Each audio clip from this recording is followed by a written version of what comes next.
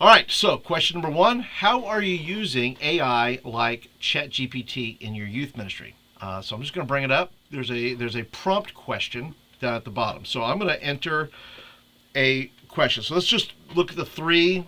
Let's look at the three ways that we would use as youth pastors. We would use something like ChatGPT.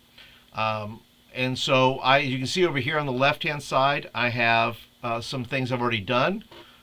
Things about spiritual maturity, growing your youth ministry, jingle bells, Mad Libs, things like that. But I'm just going to put it in here. So, can you give me 10 games to play with cups? Oh, let's say plastic cups. I think you got to be a little bit specific. So can you give me 10 games to play with plastic cups? Can you give me 10 games to play with plastic cups in youth ministry? And so I will hit that.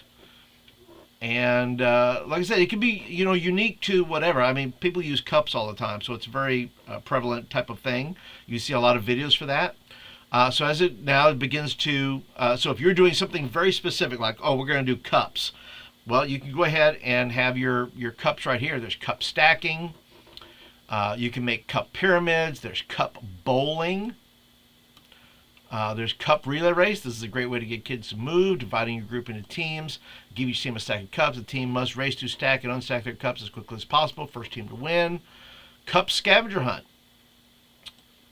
This game is a fun way to get kids exploring. Hide plastic cups around your youth ministry space and have kids work together to find them. You can make the game more challenging by giving the kids clues or by hiding the cups in difficult places.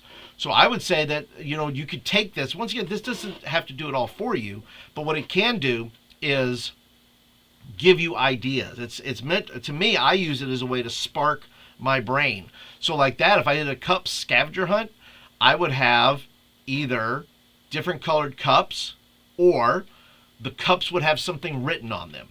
So they would have to find whatever it is, a giraffe. So I'd write giraffe on there, and they would have to go find the cup that says giraffe on it. It could be anything. It could be students' names, whatever you decide to put on there. But yeah, cup scavenger hunt, a cup tower challenge.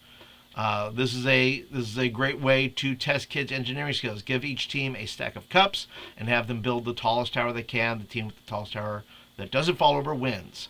You have a cup water balloon toss.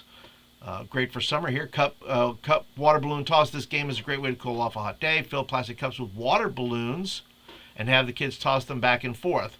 Kids must try to keep from popping. Last person with a pop balloon. So yeah, you're just putting a water balloon on top of a cup, and they're tossing it back and forth. Cup target practice. And I like this one because I use this in my, I have a youth pastor's guide to putting on an epic Nerf night. So using a Nerf gun as for target practice works out really well. And you can use anything. You can use Nerf guns. You can use those rocket finger rockets. There's lots of things you can use to do that. But as you can see, there's lots of games you can play. Cup musical chairs. This game is a fun twist in the game. Set a plastic cup in a circle, leaving one space empty. Have the kids walk around the circle while playing music. When the music stops, the kids must scramble to sit in a cup. So that doesn't. So ChatGPT doesn't get it quite right. The person without a cup is out. The game continues. Must scramble to sit in a cup. You can sit in a chair. I don't think you can sit in a cup. But I think you get the point. But I also think this has, once again, it's meant to spark creativity, not do it for you. And I see it, look, you could do it multiple ways. It could be where you have a cup on every, there's cups in the middle. I see this two ways. There's cups in the middle, surrounded by chairs. Kids are moving around for the music. But in addition to getting their seat, they've got to go to the middle, grab a cup, go back to their seat. Okay, the other way you can do that is just have the cups. Just have kids circle around the cups, and when the music stops, they grab a cup and they go stand, wherever they're going to stand, back in the circle where they were. And so I think that offers a couple of different ideas that you can use. And once again, that's meant to spark creativity. That's AI is like anything else. AI is like a book. AI is like a website. AI is like any other type of medium in which you are going to draw ideas from.